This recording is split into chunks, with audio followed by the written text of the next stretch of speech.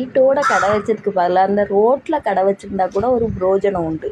இந்த வீட்டோட கடையை வச்சுட்டு வர்றவங்களுக்கு கடனை கொடுத்துட்டு தெருவில் நல்ல பழக்கமாக இருப்போமா, யார்கிட்டையும் திரும்ப கடனை கேட்க முடியல.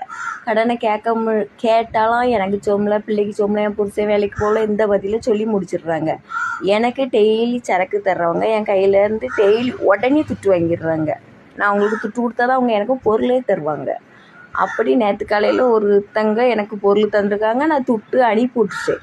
ஆனால் கூட இன்னொரு நேரம் வந்து பொருள் கொடுத்துருக்காங்க, என் மகன் வாங்கி வச்சுருக்கேன். எனக்கு அந்த பொருள் வாங்கினது தெரியாது. அதுக்குள்ளே ரூபா 165 ரூபா தான், நிறையாலாம் இல்லை, 165 ரூபாய்க்கு நான் நேற்று நைட்டு பஜாருக்கு போக வேண்டிய வேலை இருந்து போயிட்டுருக்கேன்.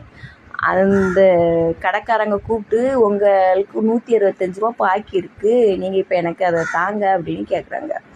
என் கடையில் 5000 ரூபா வரையும் கொடுத்து வச்சாலே மக்கள் கேட்டால் தரமாட்டேங்கிறாங்க. இப்போ துட்டில் பரவதான் தருவோம் அப்படின்னு சொல்லி முடிச்சிடுறாங்க.